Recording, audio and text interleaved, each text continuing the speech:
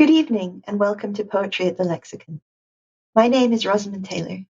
Welcome to Romalyn Ante, Mary Jean Chan, and Annemarie Churreáin, and thank you for coming.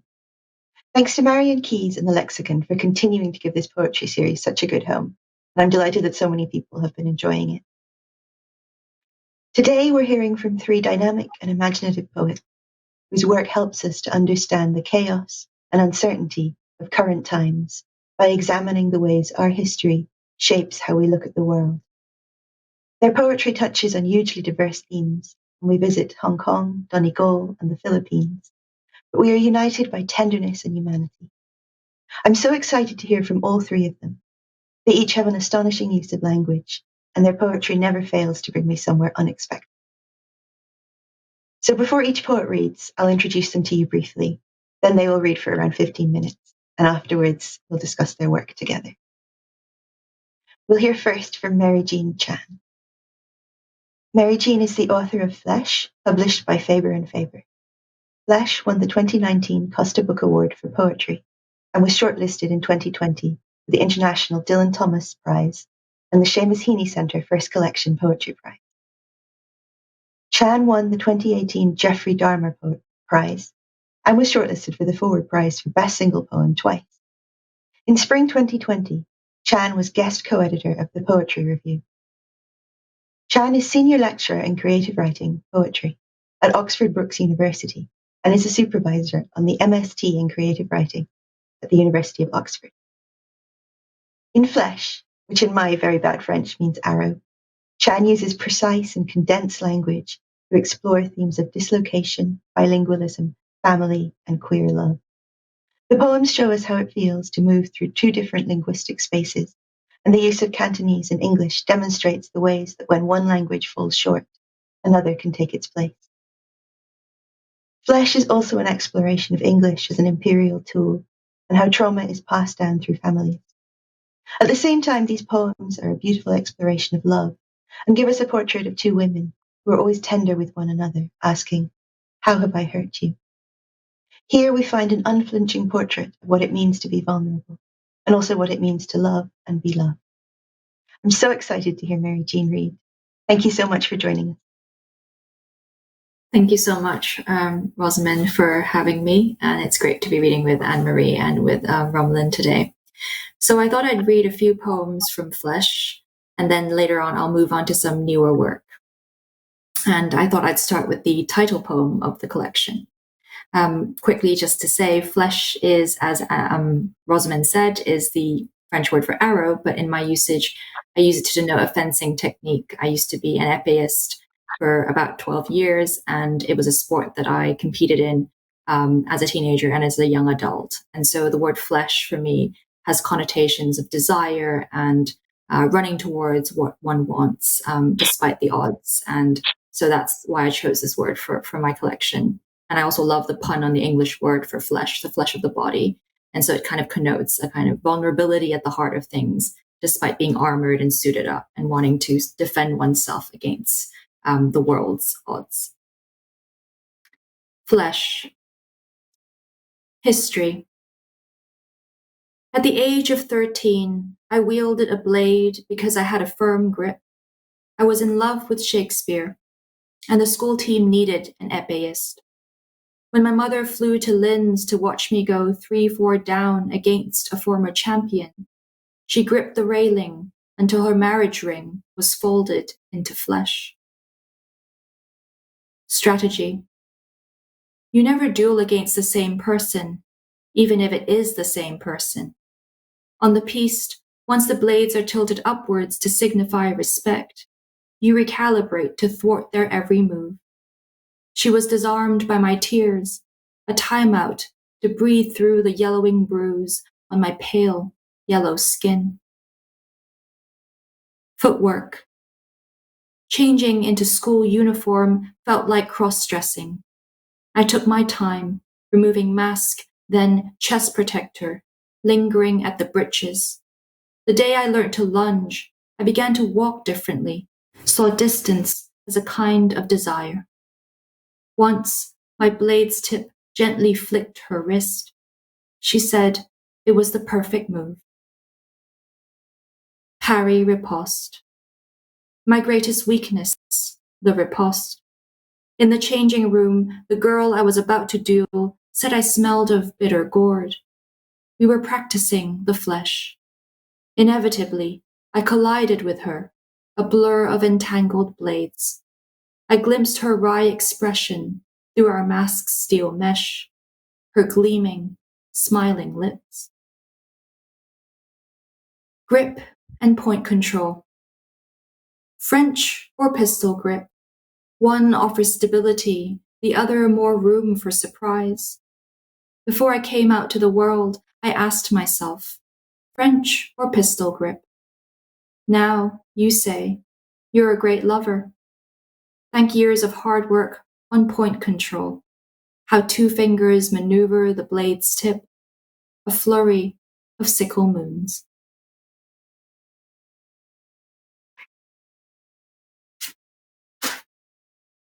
And this next poem is called Wish.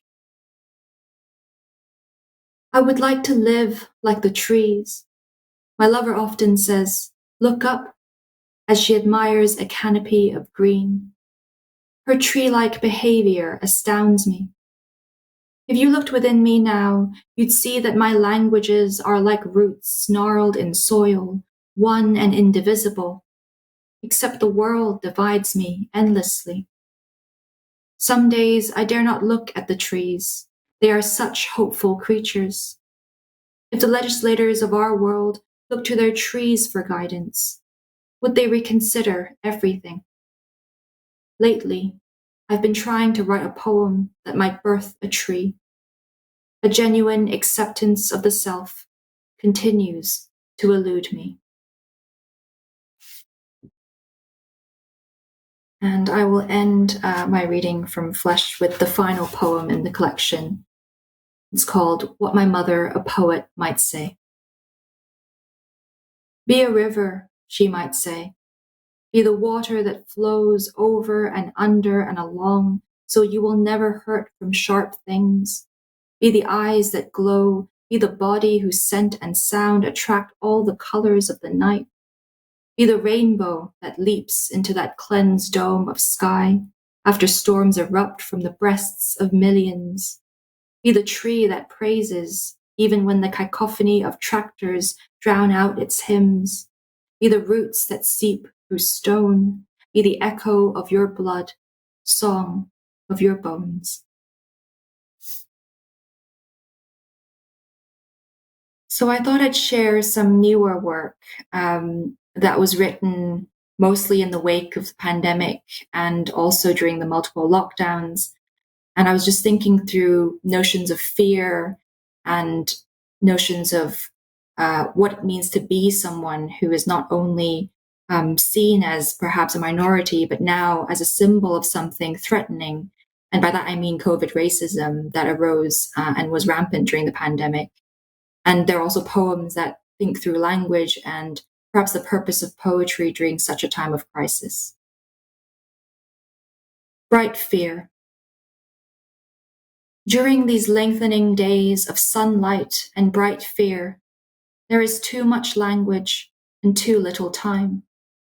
I am afraid. I search for desire indoors, my hands steeped always too long in soap, then the wetness and the drying to allow once more for soiling. Another faint gesture at the world, so I won't lose sight of its beauty. I used to dream about whole days of quiet. Today I seek solace in sound, replaying canto pop from the 90s. On the train, I keep my staff badge on my neck, hoping it will ward off a fist in dusk or daylight. A man from Singapore was beaten for wearing a mask.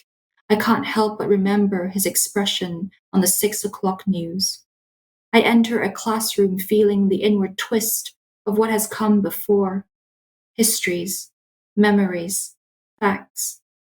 All fear is grief, and all grief is salt. The way my mother cries over wanting me home. How tears emerge as prayer or song. How they come on like poems.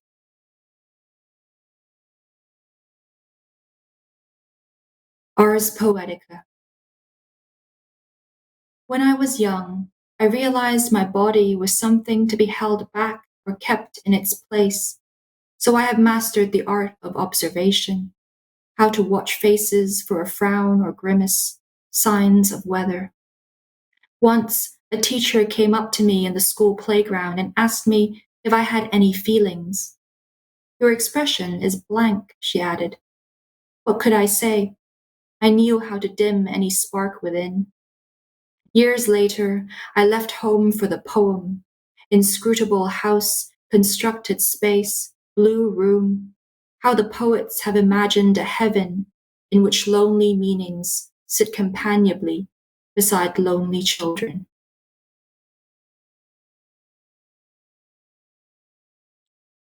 And this next poem is called A Reconciliation of Tongues. And it was a very sort of long time coming poem, if I can describe it as such, in that I've always been trying to write about language, but in flesh, it was more about the rift I felt perhaps between speaking one language home, which is Cantonese, and being taught another language at school, which was English. And that was during the time when Hong Kong was a British colony, and indeed it's now a post colony, with our own issues that we're grappling with. But I've always felt that I loved both languages and I wanted them to speak to one another. And this is one of those poems I think are trying to bring my tongues together. A reconciliation of tongues. As a child, I considered often the impact that falling in love with English had on my mother's happiness. She once said, "Don't think you can talk back to me in a colonial language. It isn't superior." I can't describe her voice. When she speaks in Shanghainese, it is sweet like water. Her language came to me as in a familiar dream, a lotus flower sinking into myself and blooming. During my first month in England, I learned the art and science of speaking to reassure. How else can I survive? It is so easy to be ashamed. I am asked why my poems are so clear. I'll confess, it's what happens when you want to be understood. 10 years ago, I found myself in Nice and learnt to dream in French, my mother's first foreign language. That summer, the sea was also my mother. The Bay of Angels held me in its polyphony, and I chose all my loves, Cantonese, English, Mandarin, French, spoke with a satisfaction I had not felt in years, saw my relationship to the world through sounds again, till I was reconciled, the way rainbows exist in rain.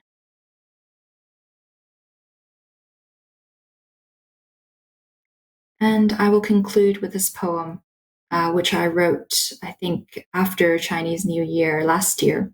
And it's one of my few happy poems. Out. Can I be myself now? I asked my parents in a dream. There is a long silence that lasts for years, punctuated by half-finished sentences. This is how it is with family. One day my mother said to me on the phone, "We are one body, you know that, right?"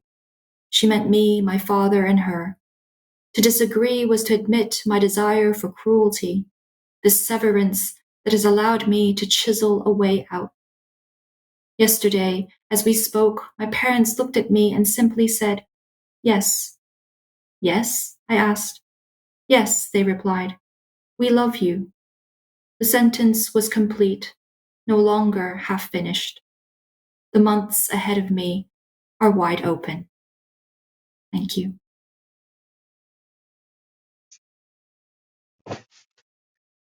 Thank you so much. That was wonderful. It was great to hear your work. And it was a beautiful reading.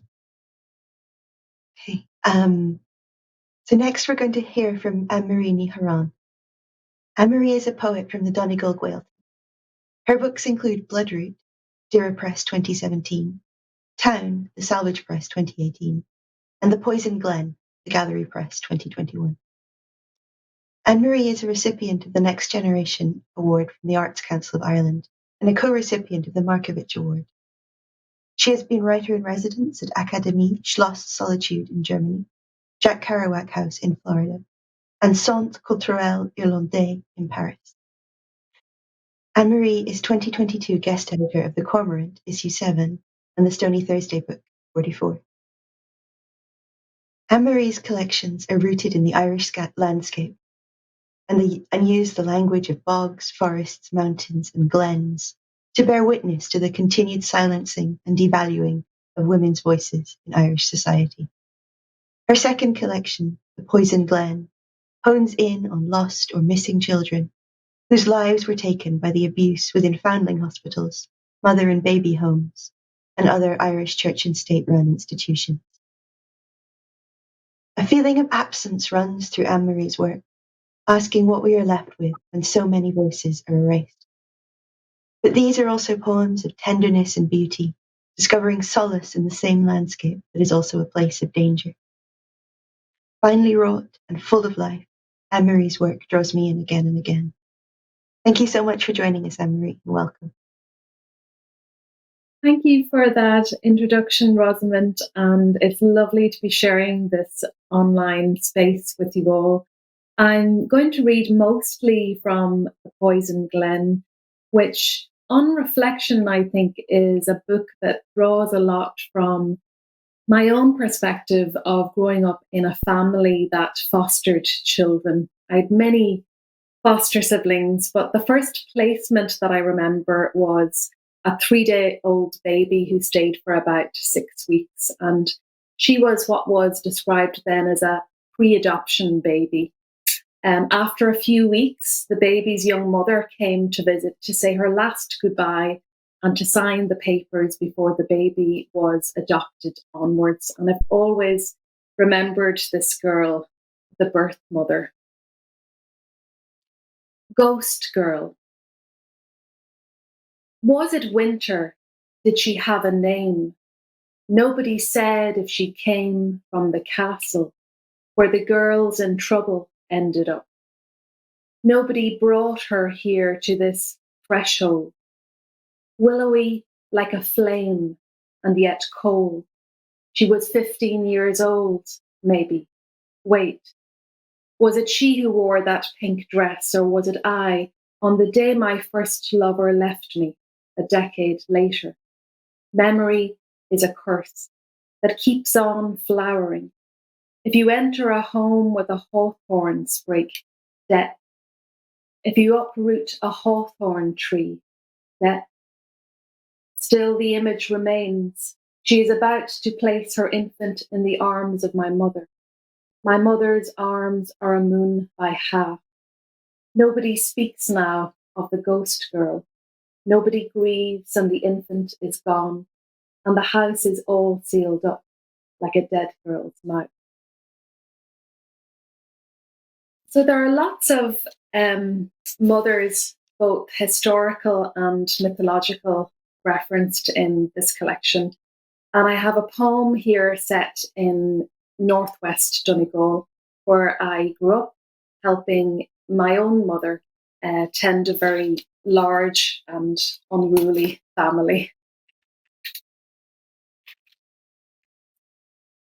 The Mare's Eye. On the Hill of Saints, we hang white sheets against the sun. I raise them up, my mother pegs the corners. To become a woman is to become not unlike an animal, she says, as she braids my hair into a river down along the centre of my skull. Someday you will be beautiful. We milk the goats, we wash the walls, we feed all the infant mouths in all the cots. One day the gods will offer you choices. My mother, who left the field of her father for my father's field, walks out sometimes into the rain to stand at the edge of ferns and look into the Mare's Eye deep. In the attic, there are sounds at night. In the pine cupboard, there is a rope. But the Mare's Eye is an orb that shines as whole and undisturbed as any future she might yet encounter.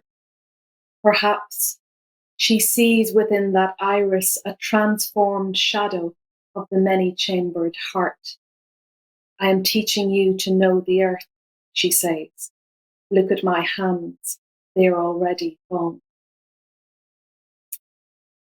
So I grew up in northwest Donegal, which is a landscape associated with the myth of Balor of the Evil Eye, who is said to have locked his daughter Etna into a tower and to have stolen 3 of her sons, managing to drown 2 of them. But the third son, Lugh, survives. And in almost all of the versions of this myth that I've heard, the story centres around Balor and Lugh and their eventual battle of light and dark in a place called the Poison Glen. But in my retelling, I wanted to include perspectives on and of the female. So let me read a poem from that mythological cycle. A villager speaks of Etna. How many men did it take to drag the girl up into the island tower? Did she spit or kick? Did she try to bite through woolen binds, lifting clumps of skin, hair, blood beneath a fingernail? Did she struggle? Or was she simply led like a calf by hazel switch into a den? An island daughter bears the rage of pirates in her bones. An island daughter can empty tombs with a curse. Here in the aftermoon of all that followed, infants, marriage, loss, a badger lies wide open in the poison glen, red fellistram spilling out. It is written here among the heather rocks and electric eyes. She was not her father's animal. She was not her husband's prize. I'm going to move on now into Irish history. Over the past few years, I've become very interested in the Dublin Foundling Hospital of the 1700s. The Foundling Hospital was a landmark institution said to have taken in over 200,000 children in its day, many from families who could not afford to feed them. The hospital conditions were very grim, and they kind of set, the institution set a tone and atmosphere for a lot of the mother and child homes that came later. I'll just read 2 sections of a long 10-part poem called The Foundling Crib, and it deals with the real-life story of Bridget Kearney, who is a mother forced to bring her child to the Dublin Foundling Hospital, and who was one of the few who actually managed, with financial help, to get her child back.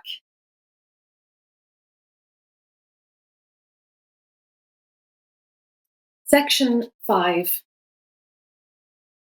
100 miles Bridget Kearney crossed on foot to place her newborn girl into the foundling crib. Hewn of stone and neatly chiselled, the bell was rung, and sun or moon the wheel revolved, no questions asked. Hush, little bog child, through this blind portal did Bridget look. As the wheel turned, did her hands tremble. Only the gulls can know the secrets of the dead. Out of every parish and across the Irish Sea, the women came. On the other side, the record states what the porter found, looped to infant wrists and toes, talismanic medals, prayers, names and dates of birth. Now, where no mother stands, I stand, in the milky scent of a butterfly bush that springs like a bruise out of the earth, winters and winters after the wound, an intercession. I am not she, I am mother. She is not forgotten. She is my daughter. Section 6. The bell was rung, the wheel revolved. Inside the workhouse renamed hospital, the new foundlings washed and ink stamped on the inner arm were held up like foreign coins against the light. A matron made the call, the best sent out to nurse, the others bound, for the infirmary, to suckle on a bottle so heavy with lily, few woke from the lily dream. The nurses presented corpses for inspection under the cover of rescue and reform. Wages for the falling sickness, wages for want and cold, wages for fits, wages for death. Who am I except an eyeless witness treading a cemented site? Who are these sons and daughters left in a flowerless grip to dwindle head to toe in cradles, swarming vermin and bugs, barely covered by a leaf of wool? O great and eternal Jehovah, thy most blessed and holy word, that when our fathers and mothers should forsake us, thou, O Lord, didst not forget us. I am actually going to move on or move back actually, and read some poems from Bloodroot, which was published by Dura Press in 2017. And it's coming up to that time of year again in Ireland where we're holding a candle for Anne Lovett, who in 1984 was a schoolgirl who went to the Virgin Mary statue in Granard and went into labour. She was alone, and sadly, tragically, eventually Anne and her child passed away. The Secret, in memory of Anne Lovett. On the hill above Granard, a lamb prong-legged and stray in the road. I stop the car and watch it scuttle off across the edge of a black sky. Later, among the trees, I hold the lamb in the centre of my mind, as the Virgin yields her chipped eyes to empty nests. The church bells toll, crows gather and swirl, crying out an endless syllable. Anne, Anne, Anne. Every town has a shame so turned in upon itself that the creatures begin to live it out. I can hear the lamb in the distance. The Virgin holds still. The stone remains stone. What can I do? Who to tell?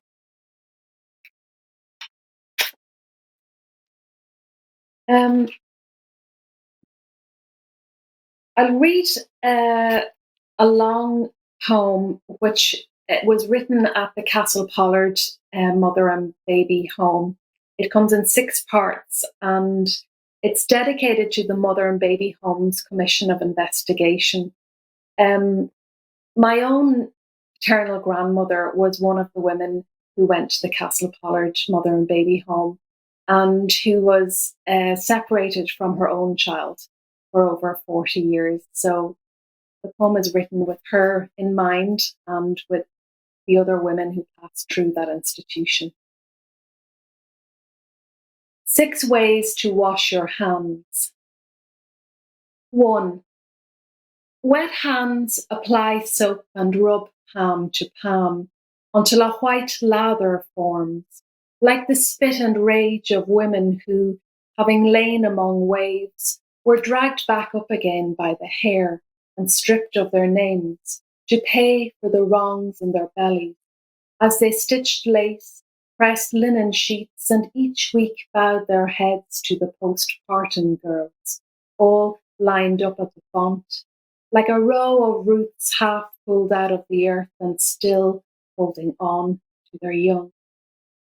2. Rub right palm over left dorsum and left palm over right dorsum to ensure the scent of infant leaves your skin. The sour fumes of bottled milk, triangled terry cloth, ice-cold smears of cream.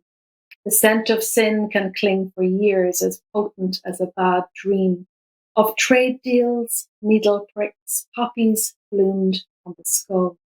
The scent of a child in an unmarked grave may get in beneath your fingernails and cause all sorts of problems in later life. 3. Rub palm to palm, fingers interlaced and around the wrists to erase all trace of fathers. Never mention cuffs, never mention scars. Raise your head against the sky and let the violet clouds overfill your eyes as the names of these men become again unknown as birds. When you see a wing, like a ream of thumbed pages fluttering, take this as a sign the fathers are no more. 4. Rub backs of fingers to opposing palms with fingers interlocked and loosen the joints of wards, nurseries, bolted pantries stocked with canisters of warm milk and cheese, sold by the yellow quart as the imagined cream of it dripped from the mouths of hungry, swollen girls. Rub out the hall statue sill, leave only a rusted nail in a cemetery wall. 5.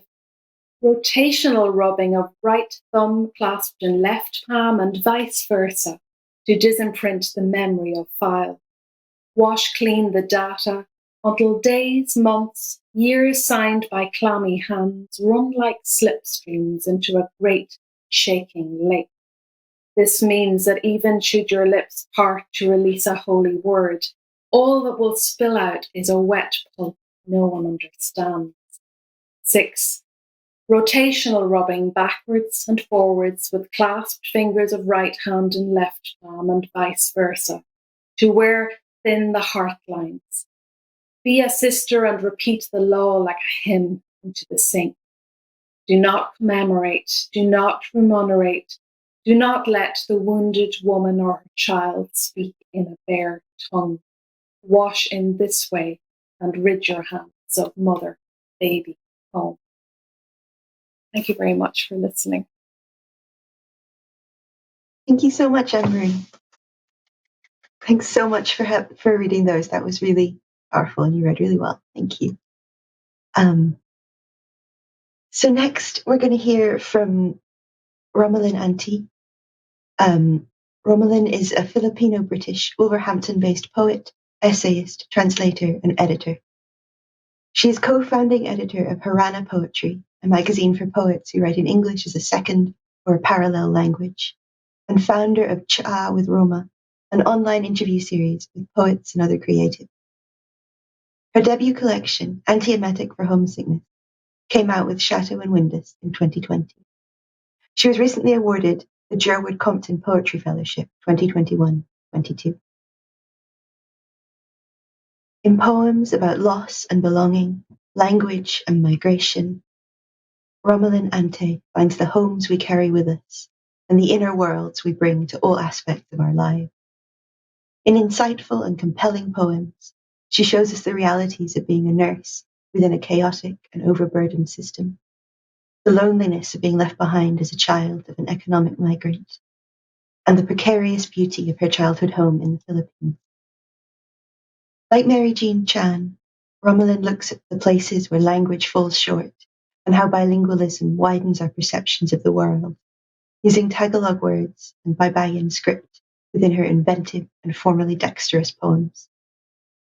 Romalyn's work is humane, consistently surprising, and richly alive.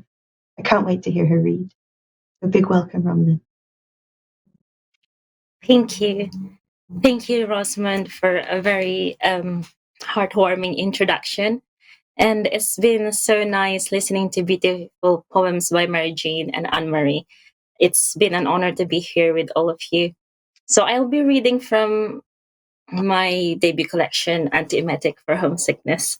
Antiemetic is a medical term which basically means anti-sickness.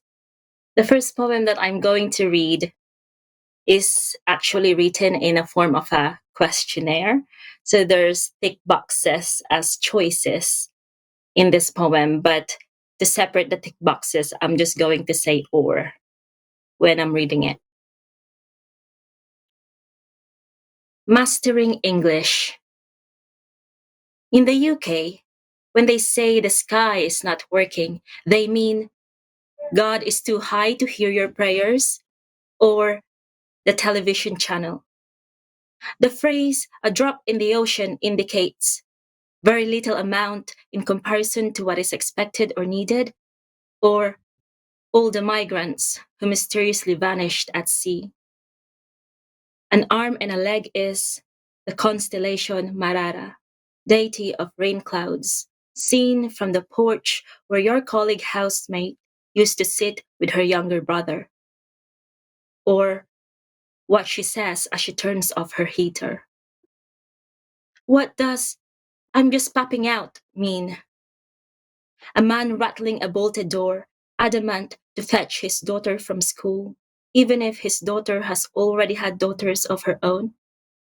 Or your lie when you left your child to work in another country? If the charge nurse declares it's neither here nor there, you must understand it as something unimportant or irrelevant, or an opportunity to ask, where is it then? So, antiemetic for homesickness is my attempt to explore my experiences. Although this is not autobiographical, a lot of the work that I put in it is quite imaginative as well, but it strongly came from my own experiences of being a left behind child and following my mom to the UK. My mom's a nurse, I'm a nurse. Have you ever heard the term? I think it's actually an English idiom. It goes something like, all Filipinos must be nurses. That's it. That's the term, really. I think that's the term that I've been hearing nowadays. So throughout the book, I have one poem that is a sequence, but it's peppered throughout the book. And the poem is called Tape Recordings for Mama. When I was a child, I used to send my mother some tape recordings on a cassette tape, and that's how we communicated at that time. So I thought of putting it throughout the book to really signify how voices and language can travel through time and distances, but also to signify how those words and those language in the end have become the ligament that support my relationship with my mother and hopefully support the book.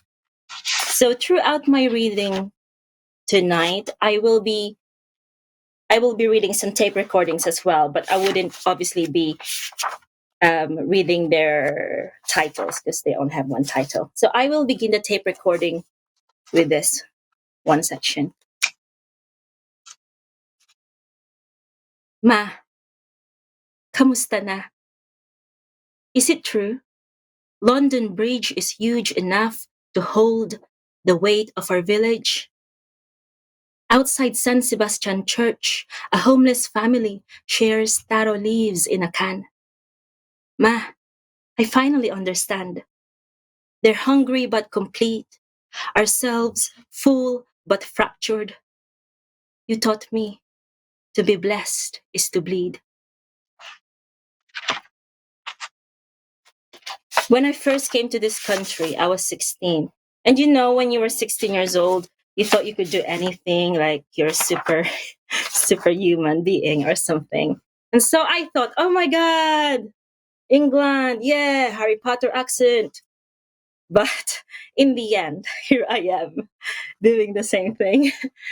At the border gate, a border officer looked into my luggage and he saw a pickled mango, which my auntie in the Philippines pickled for us. Actually, she climbed our mango tree. She picked the fruit, peeled it, sliced it, pickled it in water with sugar and salt, and gave it to me. But the border officer just chucked it away. So I thought, oh, how dare you do that? You know, you weren't the one who picked this mango from our tree. Of course, I didn't say that loudly. But I guess this next poem is my attempt to explore that experience. What do we leave behind and what do we take with us?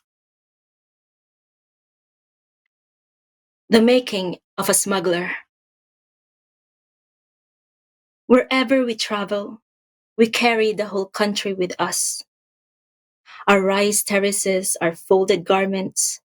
We have pillars of trees, rainforest on a hairbrush. We dig alimasag crabs out of sand and use them as stabs to zip our bags. We immigrants are experts in packing. It's in our genes. If the border officer stops us, let him dive into our belongings like a man trying to fish in an ocean ruled by sharp corals, stinging anemones. Let the smell of old socks swirl up like bats. He can squeeze the yellow packet harder and not know it is pig's blood. He won't hear the squeal as he chucks it aside. He wasn't there, mud-soaked in a pen, chasing after the erratic swine. The officer might ask, "No sauce, no chicken feet," with a broken accent, as if it would be easier for us to understand. But he can't smell my hands, see the sediments under my nails, fermented fish and all we dip in it. He can't cup his ear with my palm and hear the surfs of Siargao Beach. He can't follow me through the gate, even with his gaze. He'll miss the gleam of a red quill in my lug sole, as when he didn't hear my uncle's knife grind back and forth on a whetstone, or how he slit the neck of my rooster to teach me about survival. The officer did not feel the pot of hot water getting lighter when I poured it over the carcass. He wasn't there at that moment where I rip out the feathers I once used to caress.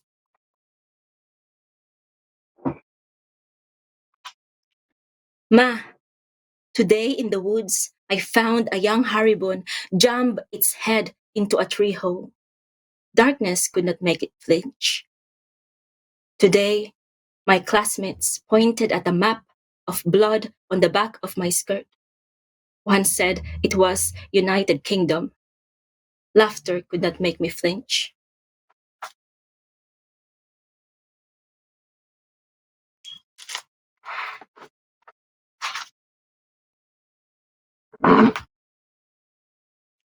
The next poem is called Invisible Women. You see them everywhere, these invisible women. One navigates the ache of a corridor and the hour glints with a salvo of needles. A steel intubating stylet enters a mouth like a forced prayer. On the news, an invisible woman fell asleep on the steering wheel and somersaulted into daybreak, debris glittering across the motorway. A splinter buries deeper. She speaks to her patient about his petunias, but doesn't mention the blooms of tumors on his endoscopy scan. They are everywhere, though some hazier than others. Flick through their passports to find only a page, their names and countries erased by sun rays. These invisible women, goddesses of caring and tending, but no one hears when their skulls pound like coconut shells about to crack. My mother walks to work when the sky is black and comes out from work when the sky is black. Her footsteps leave a snowdrop-studded path.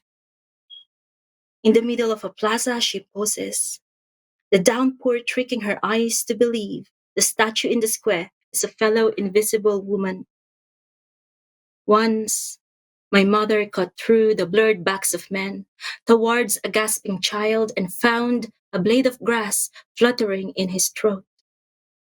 The air opened and she was gone. The sky is both a praise and a lament. Ma, remember our neighbor Luca? She still sings to the heavens at night. Every time she claims she owns the Balatik, the constellation sinks beneath the horizon. Kaseli said Luca had an easy money job in Kuwait. Kaputol said her boss locked her up. She tallied the days by watching a stream of gold widen and narrow at her feet. She returned without any jewels, apart from anklet-thick scars. Take care, Ma. Don't worry about us here. So, this is the poem that I'm gonna read. Because, in the Philippines, we have so many nice food and so many like food that you can really, really appreciate. So let's read a poem about food. A very nice food. This is one of my favorite. Ode to a pot noodle.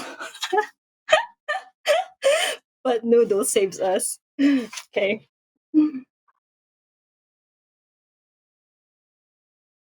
Salt sharp, umami hint of steam seeps from the unfastened lid.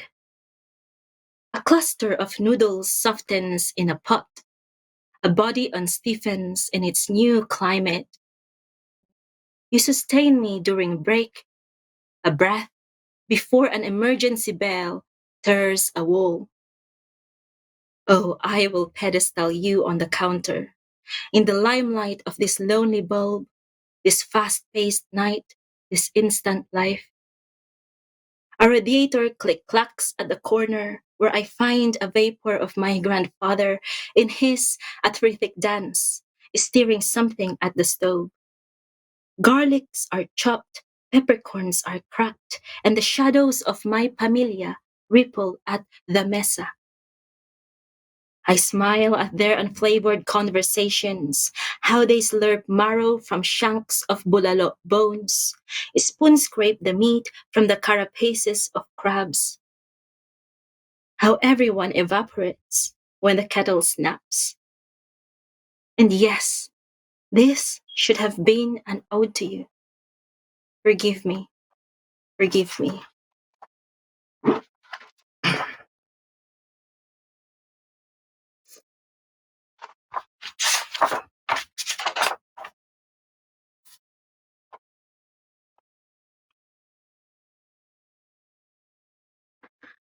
Ma, the abanico lily has eyes, and the wind has ears of a wild boar. Our neighbors tell me those who leave return a talunan, a loser. I didn't believe them. You taught me the more fruits a tree bears, the more men stone it. So this is the last poem that I'm going to read.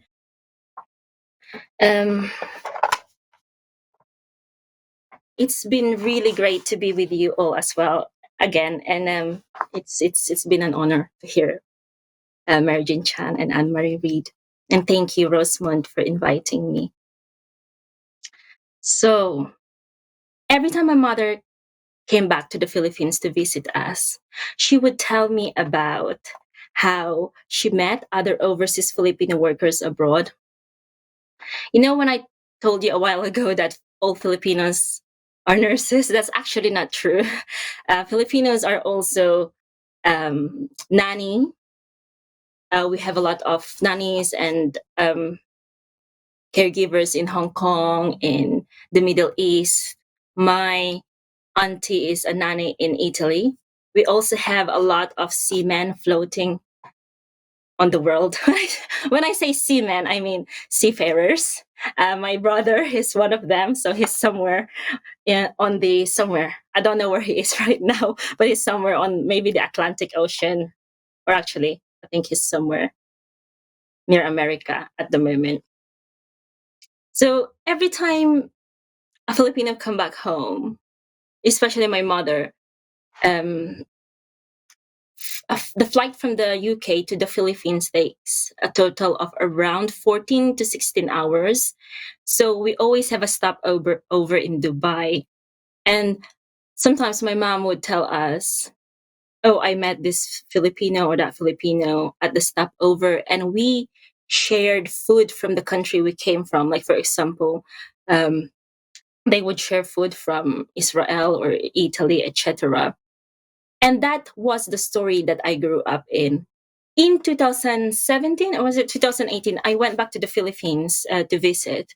And I had a stopover at Dubai airport. And I saw that stopover, and there's still a lot of Filipino overseas workers working abroad after all these years. And it's quite nice. brought me both joy and sadness at the same time. Joy because I knew that there are a lot of people, I mean, not only Filipinos, but everyone, really, most of us are ready to go somewhere else in order to provide a better future for our loved ones and in order to help our family. But also it's sad because after all these years, the Philippine government still cannot manage to keep their professionals at home. And there are still families that no matter what happens will never be complete. So yeah, transnational families will still exist. So this poem is called Group Portrait at the Stopover. Take a walk over the sharp stones, then come back. Pablo Neruda. 1. Elbow to elbow on waiting chairs, we rummage through our luggage for treasures, and out flitter sunbirds. I lift the 24-karat radiance of butter fudge. Take this, sige na, and I will accept your focaccia and basbousa. 2. Manong, tell me your story until the whole terminal smells of petrol and rust. Salt-soaked tanker. The skyscraper tide that almost sank your ship is now the wind beating the viewing glass. Remember the afternoons that could burn a dragonfly, the oil stickiness of your wife's lips, and the baby you left one night, who, by the morning of your return, had turned into a man with a beard. 3. Manang, you keep glancing at me. For a moment I thought the burn mark on your cheek was a spotted moth wing. I am listening. Whisper of the days you must dab garlic on your wrist, smear grease on your neck so sir won't grab. Speak of the years you spent sleeping on floors beside potatoes and pickle jars, and the day you learned how to arrange flowers for visitors, fill the vases with faithful water, admire the petals whose edges are like saw teeth. 4. Manong, Manang, take this, and I will tell you how I pull out with 5 colleagues a bariatric man from the driver's seat and start chest compressions in the hospital car park. I will take you there, between rushing to A&E and the doctor yelling, "Jump on him!" Jump there with me. On top of the stretcher, the man between your legs, your hands pumping his heart. Do not fear the clatter of wheels, the bumps and slopes in corridors. It is only turbulence. 5. Let these duty-free bags distract our loved ones from the scars on our feet. Tara na, let's not think for now of the next generation that will meet at this gate, the same old stories that will hum out of younger mouths. Let's go home to our elders' kitchens, where tapioca pearls soften in the choir of casseroles. Thank you. Thank you so much, Romalyn. That was so beautiful, and it was a joy to hear you read. And one of the most difficult things about this is not being able to have a cheer when people read, because I'm sure we would all be very enthusiastic to hear you. And but please, I know that the audience who will be watching will be very pleased to hear your work, and I think that you were all fantastic. So I'm going to start by asking a question, and we'll have a little chat just for maybe 20 minutes, and feel free to ask one another questions too. So when I was listening to you read and thinking about your work, I was thinking about moving from one language to another. And I was recently reading a poem by Leanne Quinn, Some Lives, in which she says, translation is a case of survival and sacrifice. certain qualities simply cannot be conveyed.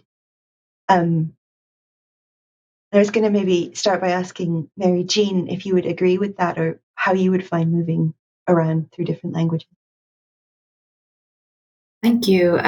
Just to say first, thank you for Annemarie and Romalyn's reading. I was really deeply moved by both of those sets of poems.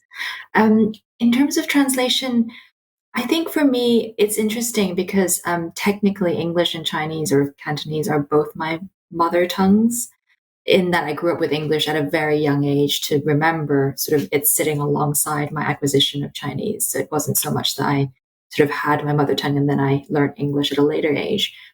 But I do agree that, my choice of writing in English, even though it is sort of like a mother tongue to me, inevitably leaves out gaps. There are still experiences and feelings and words that are so much more potent when expressed in Chinese.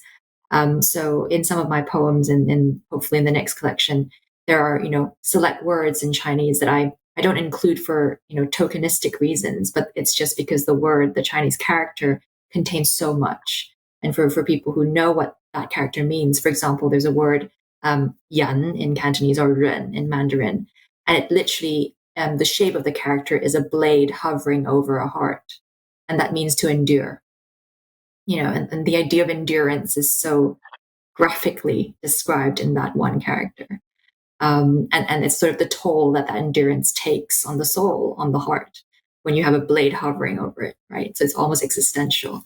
And I think that's when that Chinese character can convey so much. And yet I tend not to translate these words because I think, in a way, I want to invite the reader to do their own work. In some ways, I admire poets who are multilingual, who just sort of include their languages as a matter of fact in their work, because I do think that we live in a multilingual world, and the idea that English has to be what everything is translated into doesn't sort of sit well with me. And I think, this is a discussion a lot of poets have, whether or not to make things clear. But I also kind of sometimes feel self-conscious because I do want to be as clear as possible to the reader, especially when I publish in English, because I'm self-conscious that English in some ways is still my second language, even though I acquired it at a very young age. And I sort of don't want to be seen as being bad at English. And I think that's something that a lot of ESL speakers feel self-conscious about. I don't think it's actually something that we should carry. It's rather a critique of the world that we live in, that we feel that way sometimes. So sorry, a bit of a roundabout answer to your question. That's so interesting. Thank you for sharing that. I think it is very, it's something we all need to think about, the way in which English is kind of the default language and that it shouldn't be. Romalyn, I loved hearing your poem about kind of the ways in which English is sort of silly and inadequate. And I wanted to ask you kind of the same questions I asked Mary Jean about how you find kind of moving from one language to another and what ways you find English is sort of lets you down. I think I'm quite different to Mary Jean because I learned English as a second language. So while I was growing up in the Philippines, my primary school, I went to a public primary school. And even though English was taught there, it wasn't taught to its full potential compared to how it is taught at at the private schools. So for me, I find it really hard to write in English, and I say it with a little bit of because it is hard. It is hard to think in two languages, especially if those two languages are different. So in Tagalog, we don't necessarily construct a sentence by, for example, in English, you can construct a sentence by subject, verb, and then the object. We have a different sentence construction and syntaxes in Tagalog. So that's one of my difficulties. When I use the Tagalog word, I feel that I use it more innately and more intuitively. So I think it's also a gift to me that I am not a perfect English speaker, because when I'm writing freely, when something comes up and I feel that, oh, there's no English word for this, I write the Tagalog word straight away. However, having said that, for me, while I was writing Antiemetic for Homesickness, I knew the place where I am writing from. And I think it's very important for poets to ask questions. Where are you writing from? And who are you writing for? And who are you writing to?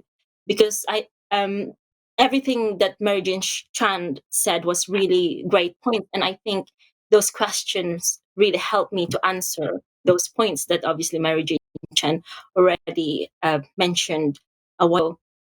So if you look at Antiemetic for Homesickness, for instance, there are most of my Tagalog words are translated at the back, and it is actually I did it purposely in a hope that I will this book will act as a welcoming book to everyone. I know that I am writing from a perspective of a migrant in a different country, but at the same time, I want to open the doors to everyone, not only to people like myself, Filipino or other migrants or other ESL readers and poets, but also to the English community. Because this is the reason why I'm writing this. I want the English community to see that actually we exist, and nurses, Filipino and migrant nurses, are the backbone of the NHS. And instead of closing my book, I want it to be as a home. I forget the English word. See, what's the English word for that? You know, when you're like a host and you're what's the English word for that? Anyway, do you get what I mean? So in the Philippines, when we have a visitor and we're the host, we lay food for them, we prepare everything for them, and I wanted my book to act like that, to act as that.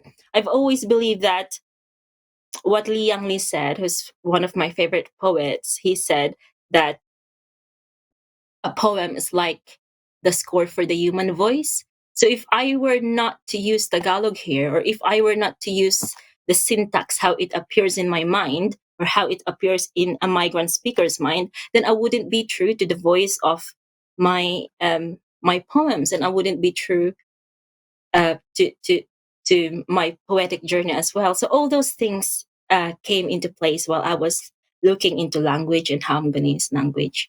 I hope it helps. I hope I answered your question. Absolutely. I love what you say about openness. We have a little poetry book club at the local library, and we read your book in December. And I think everyone was really struck by how we did feel like you were opening a door to us into reading Tagalog words and having a sense of what Philippines was like. And I think that's something that you really achieve by allowing kind of two languages to sit alongside one another. And it kind of gives a space for people to come in and to take from both languages. Thank you. Thank you for that comment. Annemarie, I was going to ask you, I know you're from the Donegal Gaeltacht. Do you ever find you want to use Irish words in your work, or do you feel like you're mostly moving in an English-speaking world? It's super interesting to listen and to be part of this conversation. And I feel a lot of wrestling with the language. I go through a lot of wrestling with language. I grew up speaking Irish as my mother tongue, which is very lyrical language. It's a language that really celebrates the female experience, or from a world out of which the feminine divine was very worshipped. And it was a gift to come, to start in the world with that tongue. And my early education was through Irish. And in fact, there was a lot of tension in school. The teachers would forbid us to speak English and say, Berla Sala, English is dirty. You're not to speak English here. And, the irony is, as a consequence of that, we really rebelled in the playground and wanted to speak English and would be whispering in English to each other. And so when I went to my secondary school as a teenager, it was like this massive pressure was released, and it was a relief that we could speak English out in the open in secondary school. And all of the curriculum was through English. And that's when I started coming to literature on the coming to the poem on the page, and that was in English, and the library was in English, and suddenly the whole world of literature opened up to me, and it was not in my mother tongue. And I love what was said about the poetic journey that we're on, and we have to kind of write out of that poetic journey. And I think I'm writing out of a place of feeling sorrowful that I haven't read as widely as I might have in my mother tongue if it had been part of my life right through my education. And I also write with a longing and a desire to connect with my mother tongue and to speak about loss of language as well, because with the loss of language in Ireland, came the institutions, came the fragmenting of families. Like it's all kind of intertwined and part of the same conversation. Came, with English came the loss of the celebrated feminine and the callas and the banshees and the wise women. So I'm on that kind of journey, really, of, I think, bringing in Irish words and deepening my connection with Irish language poets and writing with an ear for the Irish language. And I think of the sentences that I construct on the page and the themes I choose to explore as being very tied up in that wrestling with the two languages that I have. Yeah. It's a long-winded answer. It's definitely stuff I can see in your work as well. That there's kind of the history of generations that is conveyed through language and loss of language and loss of voices. When I was listening to all of you read, I was thinking about how much you were all writing about kind of mothers and daughters, and in some ways being a daughter. And I think all of your work kind of looks at the ways in which women end up being overlooked by society and yet traumas that women experience end up being passed through generations. And I wonder if you'd like to say something about what draws you to writing about those themes, or what's hard about writing about those themes. Maybe we could start with Romalyn. Yeah. Thank you. That's, sometimes you write a poem and you don't really think too much about it, but only when you receive nice questions like that, you get to reflect again. I guess it comes back to my question of who am I writing for and the place I am writing from. When I came to the UK at 16, I knew my path, that I was going to be a nurse, like my mother, like every Filipino that I know. And it's just quite sad to know that it's a fact. The Filipinos actually comprise the highest number of foreign NHS staff now. We used to be only second to Indian citizenship, but now it's the Filipinos. But we still don't know much about who the Filipinos are, what's the Philippines. And I guess partly because the Philippines has also been colonized and occupied by different countries. We have the Spanish for 300 years, and then we were given to the Americans, and then we were occupied by the Japanese during the Second World War for 2 years. So there's a lot of culture and heritage that's lost, not just who we are now, but also there's something that we lost and that we may never ever reclaim. For me, though, the most important thing about antiemetic for homesickness, so we were talking about women being overlooked. But for me, it's not just a matter of women being overlooked as women, but also women being dehumanized and actually reduced to their functions. Just as nurses, you're not even a woman. You're a nurse. You're a part of a cog of this big machinery, and you can just be replaced. You can persevere even though you're sick. You can persevere even though you're longing for your loved ones.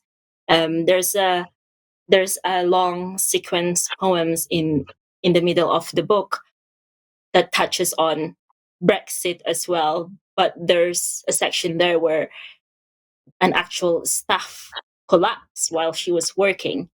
So it is also looking at who we are. Once we are overlooked as women, who then we become.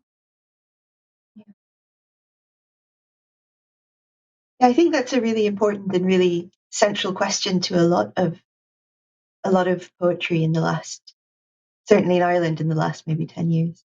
I'm sure those themes would be something you've thought a lot about, Annemarie.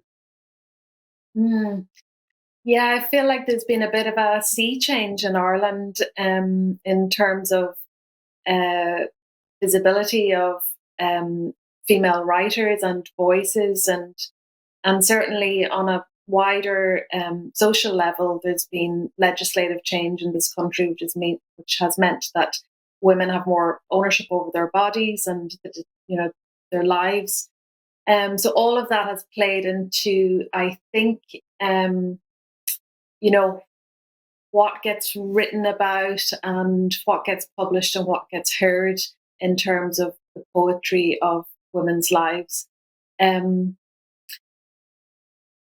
What are the challenges of writing about mothers and daughters?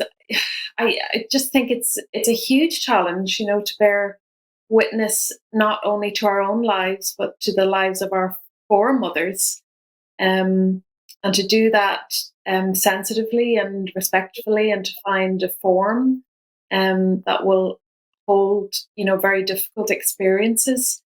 I think, there's still a lot that needs to change in terms of hearing women writing on the topic of female experience. And when female writers can often be kind of reprimanded for taking ownership of that full range of emotions, or to writing with anger or writing with outrage. And,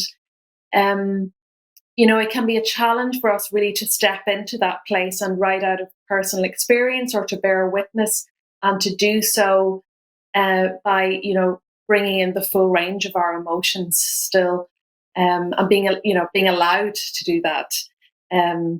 In a space. So that's something that I'm always thinking about, how can I write out of an authentic place of feeling when I'm writing about mother and baby homes, or when I'm writing about my foremothers and writing about their loss of language.